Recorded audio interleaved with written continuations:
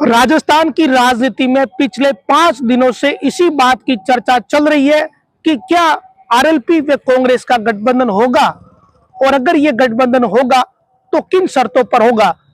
अब आज का जो घटनाक्रम है उससे ये लगता है कि आरएलपी के राष्ट्रीय संयोजक हनुमान बेनीवाल ने जो दांव चलना था वो चल दिया।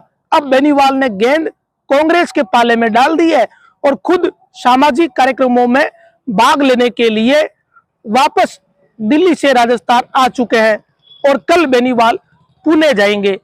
तो इससे ये आसानी से समझा जा सकता है कि जो काम करना था वो बेनीवाल ने अपनी तरफ से कर दिया। अब इस गठबंधन को लेकर फैसला कांग्रेस को लेना है और कांग्रेस की जो कमेटी है वही तय करेगी कि अब गठबंधन करना है या नहीं करना है। तो बेनीवाल ने भी शायद ये सोचा होगा कि अब दिल्ली बैठे रहने से क्या फायदा, कम से कम राजस्थान में वापस जाया जाए या सामाजिक कार्यक्रमों में भाग लिया जाए ताकि पब्लिक के बीच तो कम से कम दिख सके। और ये शायद कोई रणनीति का हिस्सा भी हो सकता है, क्योंकि राजनेता अगर कई दिनों तक पब्लिकली नहीं होते तो उन्हें खुद भी ऐसा लगता है कि पता नहीं आसपास कुछ है ही नहीं, अकेले बैठे हैं। और दूसरा, जनता भी ये सोचने लगती है कि फला राजनेता कहाँ चला गया, क्योंकि ऐसा कोई दिन नहीं होता नेताओं का जिस दिन नेताओं के फोटो नहीं आते, वो किसी कार्यक्रम में नहीं जाते या कहीं अतिथि नहीं होते। अगर कोई नेता 5-5 दिन एक कमरे में या एक जगह रहेंगे तो उन्हें खुद ही परेशानी खुद से ही होने लगती है। ये राजनीति में आम बात है, नेताओं को तो भीड़ चाहिए, और अगर भीड़ कहीं नहीं होगी तो नेता, जाहिर सी बात है, उन्हें ऐसा लगेगा कि अब जनता के बीच जाया जाए। तो कुल मिलाकर 5वां दिन है आज, जिसे लेकर ये चर्चा चल रही है कि गठबंधन होगा या नहीं होगा। पिछले रविवार को जो ऐलान हुआ या ज्योति मिर्धा को टिकट मिले हुए जो दिन बीते हैं, उस दिन के साथ ही जिस दिन भारतीय जनता पार्टी की लिस्ट आई उसी दिन के साथ ही हनुमान बेनीवाल ने इस गठबंधन को लेकर अपने प्रयास शुरू कर दिए। अचानक बेनीवाल नागौर से दिल्ली जाते हैं और 2 दिन तक किसी को कानो कान खबर भी नहीं लगती कि हनुमान बेनीवाल नागौर में है, जयपुर में है या दिल्ली है। पिछले 3 दिनों से यह सबको पता था कि बेनीवाल दिल्ली पहुंच चुके हैं। और एक अचानक घटनाक्रम यह भी हुआ था कि अशोक गहलोत भी अचानक दिल्ली गए थे, और इसके साथ ही राजनीतिक गलियारों में या जो बड़े नेता हैं, जो रुचि रखते हैं, ध्यान रखते हैं, उन्हें यह भनक लग गई कि अशोक गहलोत वो व्यक्ति है जो आरएलपी के साथ गठबंधन कराने में रुचि रख रहे हैं। और ये चर्चा चल रही है कि अशोक गहलोत ने मुकुल वासनिक को इसके लिए आगे किया कि आप आला कमान से चर्चा करिए। आला कमान मीन्स राहुल गांधी, सोनिया गांधी। अब राहुल गांधी अपनी यात्रा में व्यस्त है और जो कमेटी है कांग्रेस की उसकी बैठक अभी होनी है। और आज की खबर यह है कि गहलोत शाम को जोधपुर से जयपुर के लिए निकले। कल से ऐसा लगता है कि फिर से गठबंधन को लेकर चर्चाएं होगी, क्योंकि बेनीवाल को जो करना था वो उन्होंने कर दिया, जो डिमांड भी करनी थी वो कर दी, जो बात अपनी रखनी थी वो रख दी कांग्रेस के फोरम पर। अब निर्णय कांग्रेस को लेना है कि गठबंधन कांग्रेस करेगी या नहीं करेगी।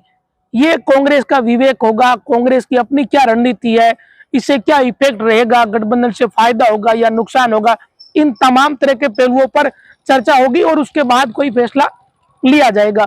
मुकुल वासनिक, अशोक गहलोत, केसी वेणुगोपाल, सलमान खुर्शीद, ये कुछ ऐसे नेता हैं जो उस कमेटी में, और वो कमेटी फैसला करेगी। तो कुल मिला के आज बेनीवाल दिल्ली से लौटकर सीकर आ चुके हैं और कल जाएंगे पुणे।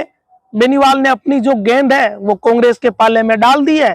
अब कांग्रेस उस गठबंधन की गेंद का क्या करेगी, उस गेंद को अपने पास रखेगी या वापस बेनीवाल के पाले में फेंक देगी, इसे लेकर अभी सस्पेंस बहुत है। सस्पेंस इसलिए है कि खुलेआम तो कोई नेता सामने नहीं आया, लेकिन एक बात बड़ी फाइनल है, हरीश चौधरी, दिव्या मदेरणा से लेकर कई नेता इस बात का विरोध कर रहे हैं कि हनुमान बेनीवाल ने हमेशा ही कांग्रेस को नुकसान पहुंचाया है, ऐसे में बेनीवाल से गठबंधन नहीं करना है। विधानसभा चुनाव के दौरान भी गठबंधन हो रहा था, ये बात पब्लिक में कहीं नहीं आएगी, लेकिन अंदर खाने ये पॉलिटिक्स हुई थी। अशोक गहलोत ने भी पिछली बार प्रयास किए थे, लेकिन गठबंधन ऐन वक्त पर टल गया था। कारण यह था कि हरीश चौधरी ने विरोध किया, दिव्या मदेरणा ने विरोध किया और कुछ और नेता वो भी नहीं चाहते थे कि बेनीवाल के साथ कांग्रेस का गठबंधन हो, और वही नेता अभी है। तो लोकसभा चुनाव में वो नेता विरोध करने वाले कितने प्रभावी होंगे ये तो उस दिन पता चल जाएगा जिस दिन गठबंधन को लेकर फैसला होगा। अगर गठबंधन नहीं हुआ तो ये मान के चलिए कि दिव्या मदेरणा, हरीश चौधरी जैसे नेता बहुत भारी पड़े।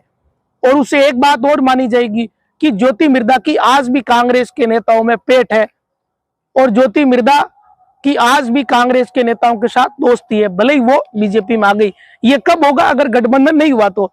और गठबंधन हो गया तो फिर ये मान के चलिए, ये माना जाएगा कि अशोक गहलोत सब पर भारी पड़े, और उन्होंने हरीश चौधरी, दिव्या मदेरणा, डोटासरा, इनकी किसी की नहीं चलने दी। तो कुल मिलाकर राजनीति में जो नई पॉलिटिक्स है राजस्थान की, उसमें एक ही बात की चर्चा ज्यादा चल रही है कि ये गठबंधन होगा या नहीं होगा। क्योंकि गठबंधन तो 1 या 2 सीट पे हो रहा है, लेकिन इसका इफेक्ट करीब 6 सीटों पर पड़ता हुआ दिख रहा है। राजनीति के जो जानकार लोग हैं वो ये मानते हैं कि नागौर की ही यह बात नहीं है। नागौर से सटा हुआ Rajsamand seat, Jodhpur seat, Barmer seat, Bikaner seat और चूरू सीट, ये वो 6 सीटें हैं जहां कहीं कम तो कहीं ज्यादा, लेकिन बेनीवाल का समर्थक वर्ग इन 6 लोकसभा सीटों पर है। अब ये वोट बैंक में कितना बदलता है ये एक अलग बात है, क्योंकि बेनीवाल का समर्थक वर्ग विधानसभा चुनाव के दौरान भी देखा गया था, लेकिन सीट केवल बेनीवाल एक जीत पाए। भीड़ तो उनकी सभाओं में आती थी, लेकिन वोट देने के वक्त उस भीड़ ने वो वोट नहीं दिए। इस कारण आरएलपी केवल एक ही सीट पर सिमट गई थी। अब ये राजनीति की स्थिति है। लोकसभा चुनाव में कई बार परसेप्शन भी बनता है, अचानक जनता का मूड या वोटर का मूड भी बदलता है। लेकिन मोटा मोटी आज की बात तो ताजा यही है कि बेनीवाल तो वापस राजस्थान आ गए, अब सीकर में घूम रहे हैं। कल उन्होंने विजेंद्र से मुलाकात की, जो बॉक्सर है उनसे, और कई और लोगों ने उन्हें आमंत्रित किया। अपने फेसबुक पेज पर भी बेनीवाल ने ये जानकारी पोस्ट करी है कि 8 मार्च को वो पुणे में जो जाट समाज द्वारा महाशिवरात्रि का कार्यक्रम रखा गया वहां शामिल होंगे। तो बेनीवाल क्यों नहीं शामिल होंगे भाई? उन्होंने तो अपनी गेंद कांग्रेस के पाले में फेंक दी। अब कांग्रेस को वो गेंद रखनी है या नहीं रखनी है, ये फैसला कांग्रेस को करना है। ऐसा लगता है कि अभी कम से कम 48 घंटे और लगेंगे इस बात को क्लियर होने में कि ये गठबंधन होगा या नहीं होगा।